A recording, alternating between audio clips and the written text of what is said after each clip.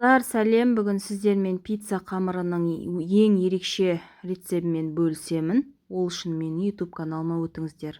Алдымен 250 грамм сүтімізді микроволновкада жылытып алып, оған ашытқымызды, тұзымызды, кейін қантымызды қосып, бір келкі масса болғанша араластырып аламыз. Қыздар вилкамен араластырсаңыздар болады. Мен барлығын араластырып болып, одан кейін жұмыртқамызды, кейін сары майымызды қосып, араластырып, қамырымызды жасаймыз. Қамырымыздың ортасын ашып алып, массамызды құйып, қамырды илеп шығамыз. Менде осылай қамыр дайын болды. Қатты таста емес, жұмсақ та емес, бір келкі болды. Енді қалған қамырымызды 350-400 граммнан бөліп алып, осылай тапада жаю қиындау болғасын, өйстіп бір келкі етіп жайып аламыз.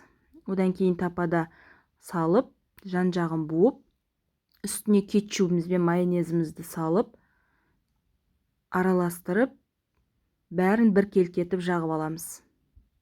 Жағып болғаннан кейін қыздар үстіне өз қалауларыңыз бойынша заттарды салсаңыз болады, ал мен шұжық пен сырды салып шықтым.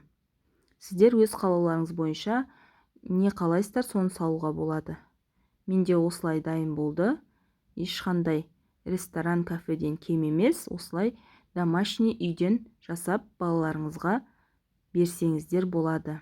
Қараңыздар, менде керемет болып пісіп жатыр. Пісу процесі дәл осылай пісіп шықты. Енді оны бөліп, қараңыздар, тестосының жұқа әрі тез жұмсақ болып пісті.